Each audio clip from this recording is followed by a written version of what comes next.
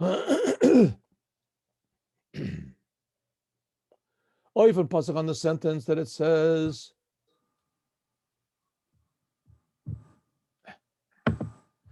Oifen pasuk on the sentence where it says, Ve'ed Yehuda shalach lahorot lefanav goshena. Right. Okay, what is this talking about? This is now we're now in Parshas Vayigash, right? So what happens in Parshas Vayigash that Yosef has all of his brothers in Egypt. They came down to Egypt, and he's got them all trapped there, and they're all his prisoners. He's the king of the world, and they've got no power whatsoever. And he does all sorts of, drives them crazy. And he said, okay, now I'm going to take Benjamin and I'm going to put him in prison. He stole my cup. And they said, no, don't do it. And Yehuda comes up to Yosef and says, please don't do it. Take me as your servant. I have an old father and he's going to die if he finds out that Benjamin's not going to be there. And finally, Yosef says, okay, fellas, listen, I'm Yosef. It's me. And the brothers go berserk. Wow, what are we going to? And he said, listen, go back, calm down. I'm a king. You intended for the bad, but God intended for the good. It ended up the best thing in the world happened. When you sold me into captivity, it ended up that because of that, I became the king of Egypt and I saved the whole world. Okay, so don't feel bad. Don't feel bad, my brothers. You were the tools of God in order to save all mankind from famine. Now, go back and tell my father as soon as possible and tell him to come here. So they all go back and they tell their father Yaakov that good news, Yosef is alive and he wants you to come down. So it says that his father, first thing his father did is he said, okay, it'll take me a little bit of time to get ready, but Yehuda, you immediately run to Egypt and set up things over there. Set up things that were going to be there. And Rashi explains that one of the things he was supposed to set up was, Rashi says in the name of a midrash, the Takan Beit Talmud, to set up places of learning, Shemisham Teitzei Hora, that from there will come out teaching. B'shas der Rebbe, when God had geheißen Yaakov, told Yaakov to go to Egypt, had Yaakov bewarnt, freer, Yaakov had to prepare first, lefanav, as Dorton, that there should be yeshivos, should be places of learning. Hagam, the Eberster, even though that God had zu gesagt, zu vet im mitgehen, even though that God said, Anochi ered imcha mitzrayim of Anochi el chalagam. He said, don't worry, I'm going to go with you.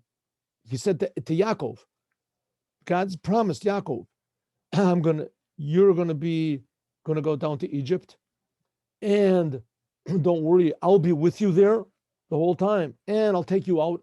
I'll take all the Jews also out of Egypt from deswegen. Nevertheless, Yaakov sich bemit zu greaten. Nevertheless, Yaakov wanted to prepare first yeshivas, places of learning. God is going to be with me. Good, that's what God does. But I want to prepare places of learning. When er's done, and only then, gegangen, would he go there with God. Why?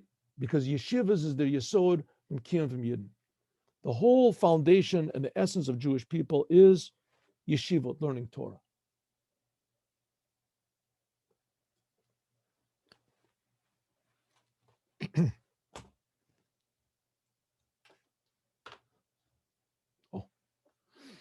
The yeshivas which Yaakov had founded, Zion were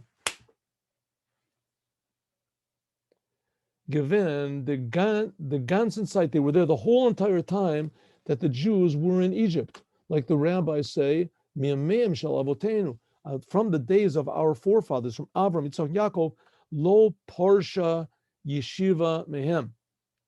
Yeshiva never stopped. They were always learning the Torah. First of all, it's true that the Torah was only given, like 200 something years after Yaakov and his brothers all went down to Egypt. It was only given 200 years that the Torah was only given. But it says that Abraham knew the whole Torah before it was given. And not only that, it says that Shem and Aver, they taught Torah. So first of all, there was the 7 Noahide commandments. And the 7 Noahide commandments, like we said before, that's only the negative commandments. There's also, they say 30 positive commandments by the Noahides. And some say that's also all the propriety laws. We talked about this before.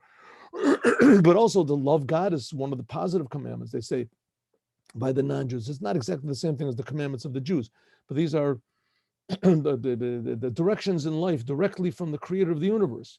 So this is what they learned. And also they were preparing for all the other commandments that were going to be given by God, especially to the Jews. So this was always in Egypt and by the Jewish people. Like it says, Shneamar, like it says, Lecha, Lech v'asafta ziknei Yisrael. Like more, it says that more God said, go and gather the elders of Israel. These are the people who knew the Torah. They were teachers of the Torah. So we see how tremendously important is the learning of the Torah.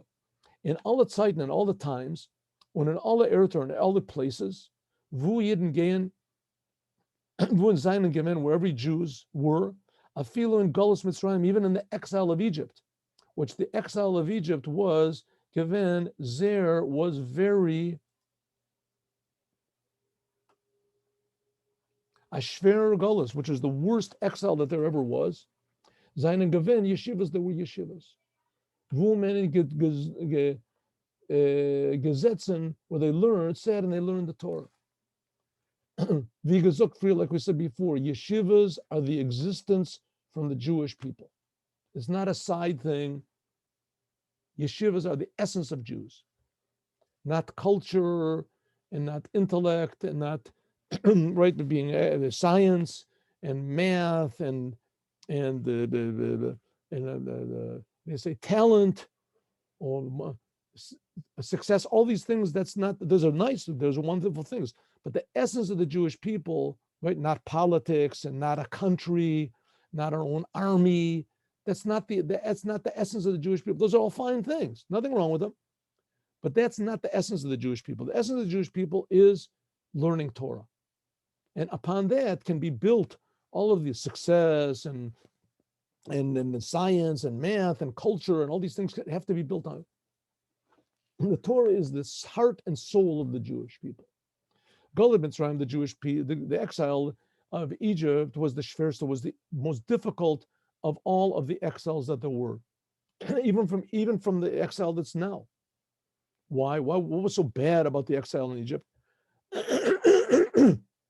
First of all, the exile of Egypt was before the giving of the Torah. That even though then the Jews learned the Torah,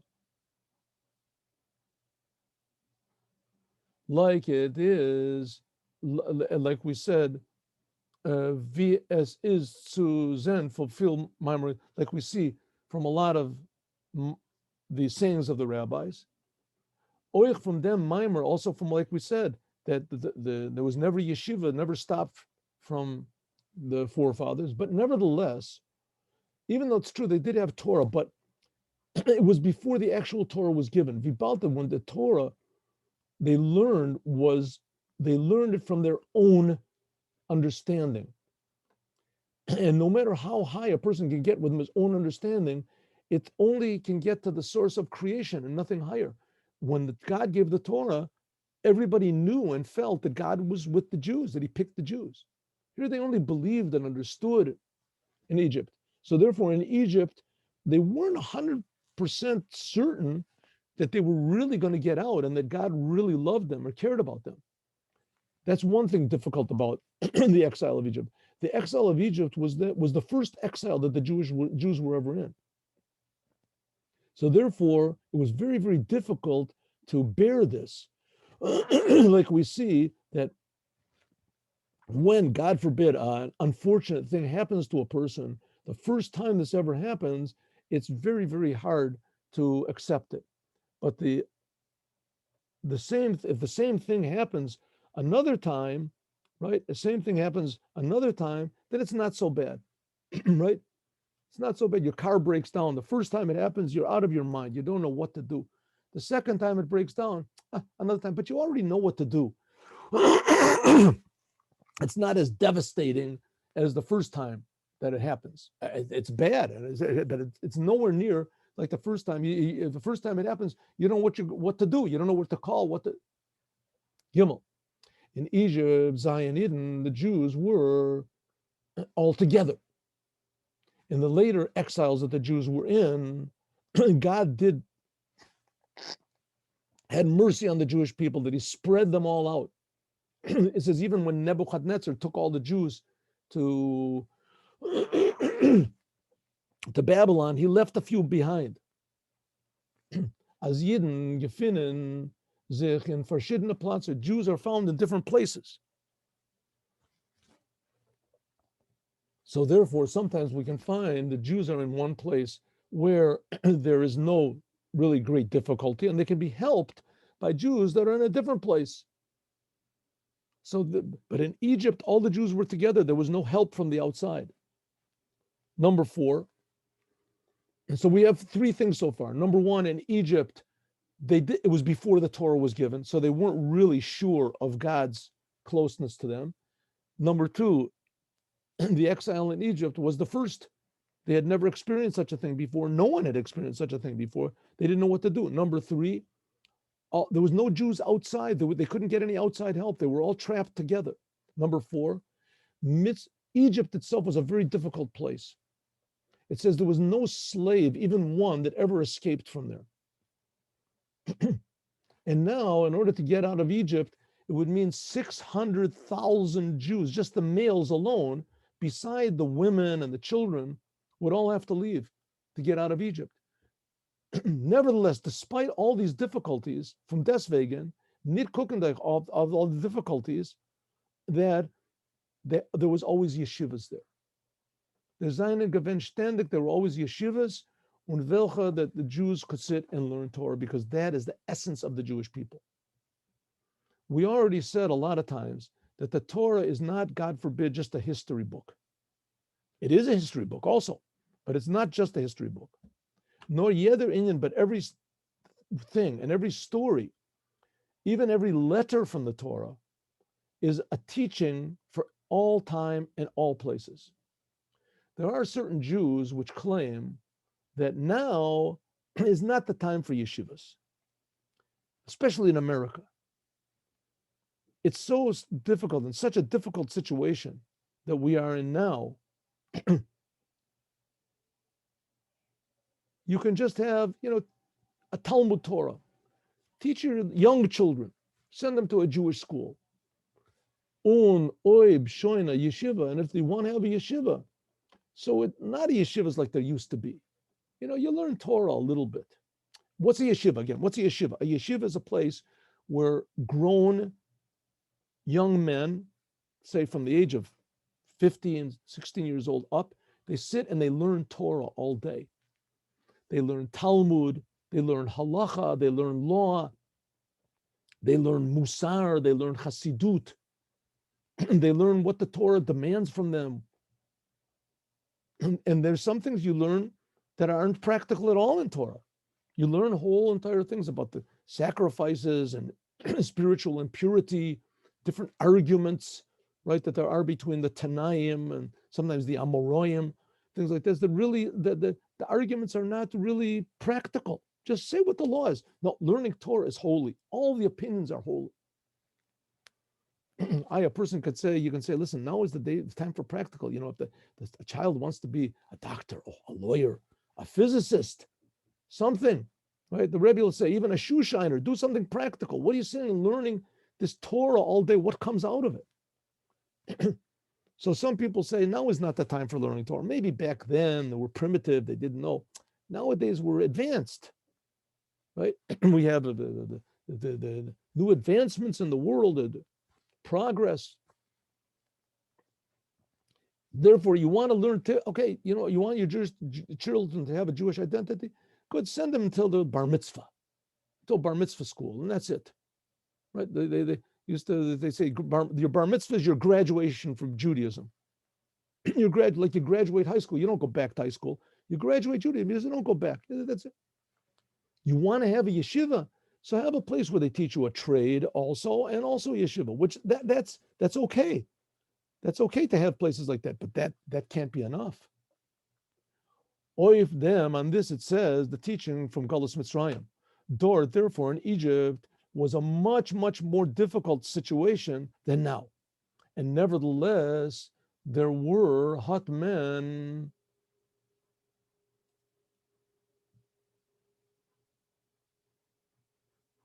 and there was always yeshivas.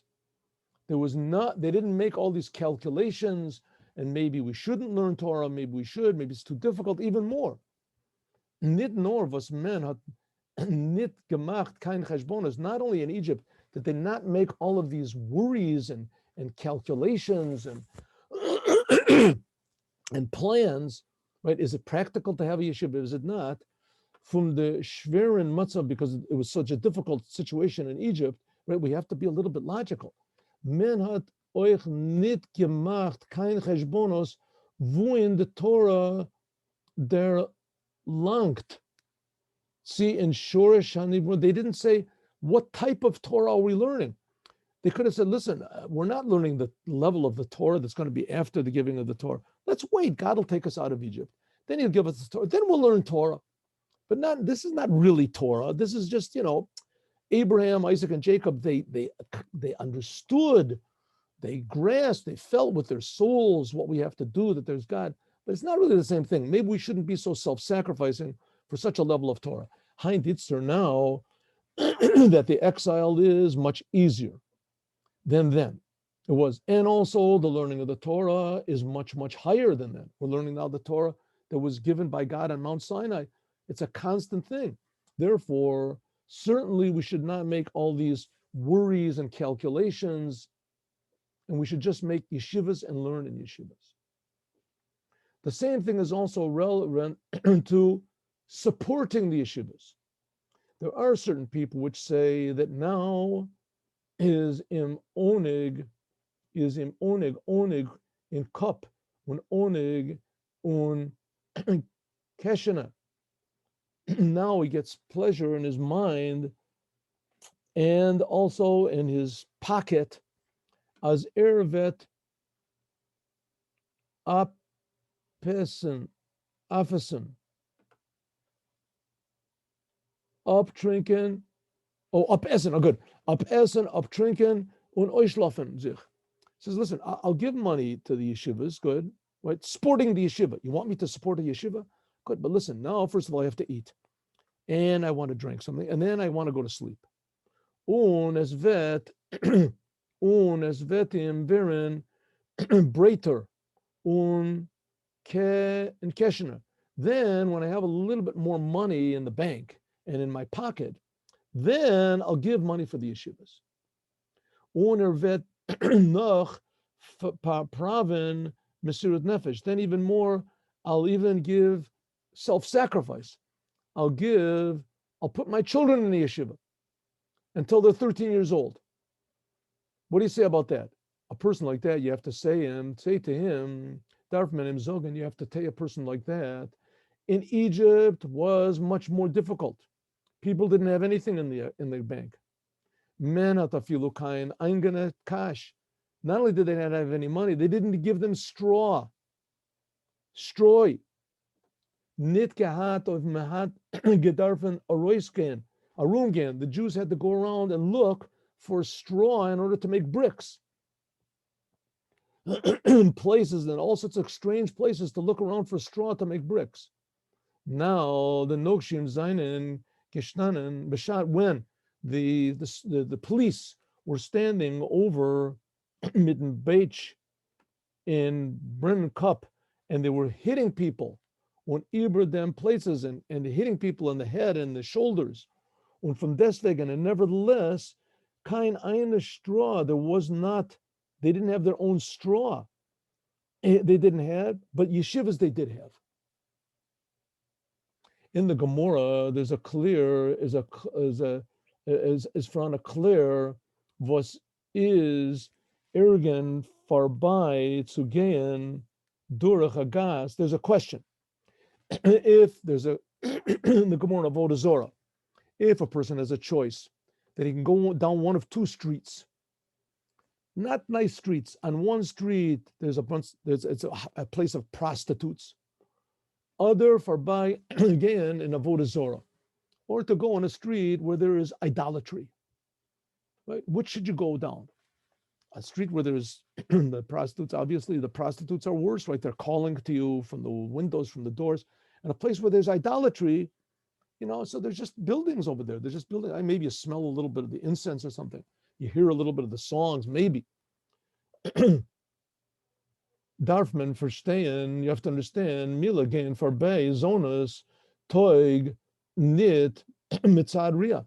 To go down the street where there's the prostitutes, for sure you shouldn't go, because what are you going to see? A room ria, because looking, even thinking, this arouses a person's lower tendencies.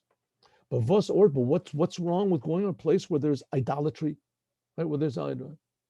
This der tam from ria is der dorten nitshayach. Going down a place where there's idolatry, you're not going to see any idols. What are you going to see? Varum vos vet zet oisen holzen steiner. Maybe you'll see a statue. You'll see some sort of a sign or something. You're not going to see some sort of a strange god or something. You'll see a statue maybe. Nor the tam is, but the reason is yederzach polt of him. Everything affects a person on the air, the atmosphere which is around him. In a place where there is tuma, impurity, is this oich the hamshacha as a tuma. Therefore, there is impurity there. I'm sorry, I skipped something up. It says. Oh, good. Okay, good.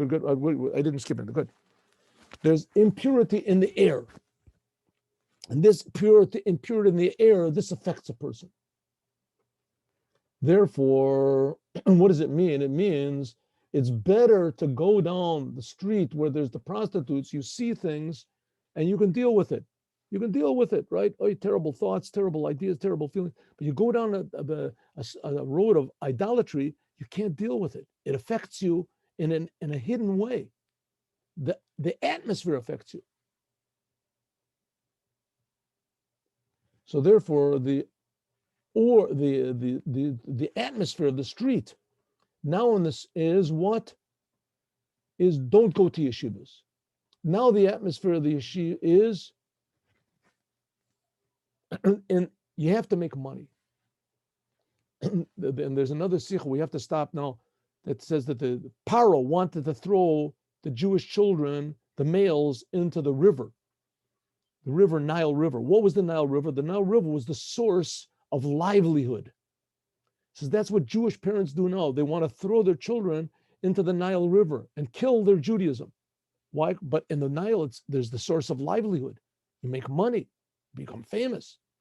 As Zayin and the Talmidim, there are people that say that it's very difficult to learn the way we should, because you have to have, first of all, make money, and then you can be calm and learn Torah.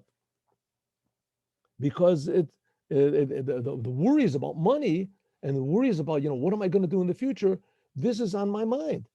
With vos veter mefarnes, how am I going to provide for my wife, my children? Right? The guy's not even married yet. He's always worrying about his children, his wife. How am I going to build a house? How am I even going to get a shidduch if I haven't got any money? I haven't got any. A person you have to say to a person like this, Eravet gefinnen sein, bat gilo und etver sein tanayim und dernach chasana und dernach velen geboren werden Kinder. It says, what am I going to do? I'm going to get married, I'm going to have children, and I'm not going to have any money. How can I sit and learn Torah? So a person like that, you have to say to him, don't worry about it. God will take care of you. God is taking care of the Jews. Up to now, he feeds the whole entire world, right? Feeds the whole entire world. he'll be able to take you over also. But what? You have to sit and learn Torah. From them, says, where do these thoughts come from? They come from the street. They come from the atmosphere. To learn, just like the atmosphere of idolatry. Therefore, the previous Rebbe said that the ice in America, he's already moved the ice. Said the big problem with America is coldness to God, to Torah, and the commandments. And the previous Rebbe said, I already melted it a little bit. But nevertheless, there is a big difference from on a mirchak, in them eyes from zich geriert, from moving the ice, bis sein ziden und kochen mit dem Havaya lokecha eshochla. It's a big difference between just moving the ice and melting it a little bit than really getting heated up and clinging to God, who is a burning fire. Therefore, you have to have verblieben shirayim from fire. Und der Sug Talmidim chappen from the Friedeke shirayim. It says, therefore, you have to be excited about the Torah. And then your pupils will also get that same excitement of heat and trust in Hashem. Because in the end, we find that people, they make a lot of money and etc. like this, which is a wonderful thing to make a lot of money. But if the money becomes the main thing and godliness and Judaism becomes the secondary thing, so it ends up that there's not really, the soul is missing. It's like a body without a soul. Body without a soul. On the other hand, a soul without a body, right, is also not good. You have to have a body. But the main thing is the soul. That's the big miracle. The soul. And the soul of the Jewish people is the Torah and mitzvahs. Right? A soul without a body is a body without a soul is a sad thing. That's a funeral. A soul without a body, there's no such thing. You can't see it. But as soon as you put the soul into the body, is then the soul becomes the main thing, the personality, right? And that's the essence of the Jews, is learning Torah. And the Torah is what puts the soul, puts the fire into the Jews. But the problem is that if there's the air, the atmosphere, the ambience of idolatry, namely, I have to make money, I have to worry about my family, I have to worry about this, what's going to come from. If that's always running around your mind, then you can't get heated up from learning Torah. You can't get excited. You can't feel the godliness of the Torah. And that's what the Rebbe said. You can always go back to remembering when the Jews were in Egypt, they had Torah and they learned in yeshivas. And they didn't pay attention to all the difficulties, and the difficulties were much greater then. But nevertheless, the Jews held on, because the essence of the Jews is God. The essence of the Jews is not what we do. The essence of the Jews is Hashem. That Hashem tells us what to do, and we connect ourselves to God. And that God protects us, and He enlivens us, and He creates us, and He loves us, and He reacts to us. And what we do, right, is very, very important to God. That's for sure. That's why He gave us the Torah. It's very, very important to God. But that's from God's point of view. But from our point of view, we have to remember that God is the creator, and that's the message of the world. That's the message of Jews to the world. That when a person really believes in Hashem, he becomes dynamic. He becomes happy. He becomes warm. And that is the message of the Jews in Egypt. Okay, now today, by the way, tonight is Nittelnacht. Nittelnacht means it's Christmas. And Christmas, at least the Ashkenazic Jews, they don't learn Torah. They don't learn Torah because the whole Christian religion, it comes from the distortion of the Torah. Distorting sentences in the Torah, and distorting the whole idea of the Torah, and distorting what the Mashiach is, and distorting. But nevertheless, it all comes from the Torah, right? It all comes from the Torah, and so this ability of the Torah, this sort of, what do you want to call it, a lacuna or something like that, that's in the Torah, that gives the opportunity, the possibility that it can be misused in such a hideous and terrible way is is connected, at least by the Kabbalists, to this day of Christmas. So even though I think the non-Jews, they have no idea that they're doing idolatry. They have the best of intentions, 99% of them that do it. And that's so they've been taught, generation, that this is God and that this is good and that this is fine. They don't think they're doing anything wrong. They don't have any bad intentions. I mean, maybe the missionaries and those people do, but they also think, they're doing for the sake of the Lord or who knows what. But nevertheless, it ends up that they're doing really bad. And so the source of their energy comes from the Torah. So that's why the Sephardic Jews, they didn't have trouble from the Christians. So they don't keep this thing. And there's also a lot of Lubavitcher Jews that they also say that, the best weapon against this religion is learning the Torah. But the big Kabbalists and the big Hasidim, and they don't agree with this. And everybody's opinion is, is justified, whatever, but nevertheless, that's what we do. So I'm only telling you this is because that at about, 5 o'clock or something, we stop learning the Torah. But we will have a class today at 3 o'clock. We will have a class. We'll see, maybe we'll finish at 3:30. We'll see, but we'll have a class today and we will learn Chumash. So you're all invited to the Chumash class at 3:30. God bless you all. And let's just say Yom Yom. We always say Yom Yom, and today should not be any exception. The 9th day of Tevis. And tomorrow, as I want to remind you, is a fast day. We start fasting from the morning when the sun rises up. It's wherever you are. 5 in the morning, something like that. Look in your calendar. And the fast stops at something like 5 in the afternoon. You'll have to look in there, but it goes right into Shabbat tomorrow. So we go into Shabbat fasting. Okay, the 9th day, that's tomorrow. When we say in Aleinu, we say that Aleinu, the last prayer we make in the prayers of every day, right? The morning, the afternoon, the evening prayer. The last prayer that we say is Aleinu. Some people say it a little bit before the last, but we say it anyway, right near the end. So we say over there, Shehem Ishtachavim Lehevalurik. It says, we are, upon us is to praise the creator of the world, that God created us. He separated us from all the other nations. And the other nations, they bow down to Hevel Varik, to wind and emptiness. Well, the word reek also is somewhat similar to the word rok, spit. In any case, when we say Hevel Varik, it means that the non-Jews, they bow down to emptiness and idolatry. And also in Rosh Hashanah, we say the same thing. So we say, then we spit a little bit. Spit. The reason we do that is because these words, if they make a little bit of saliva, we don't want to get any pleasure from this in any of the smallest ways.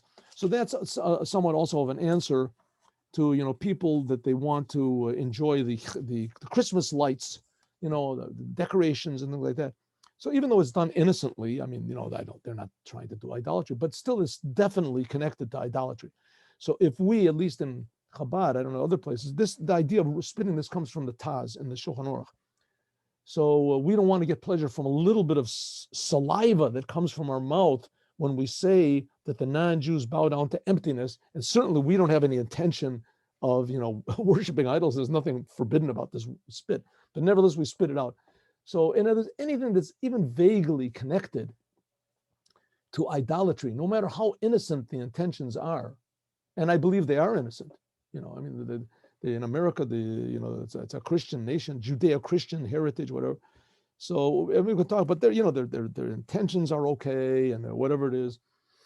And there's even laws. It's in the Shulchan Aruch. I forgot which one it is, that you're allowed, if you're in business, you're allowed to cause a non-Jew to swear by his God. You can say, do you swear to God you're going to keep your word? And he says, yes, I swear by, whatever, the cat dog or the dog, this guy that they worship.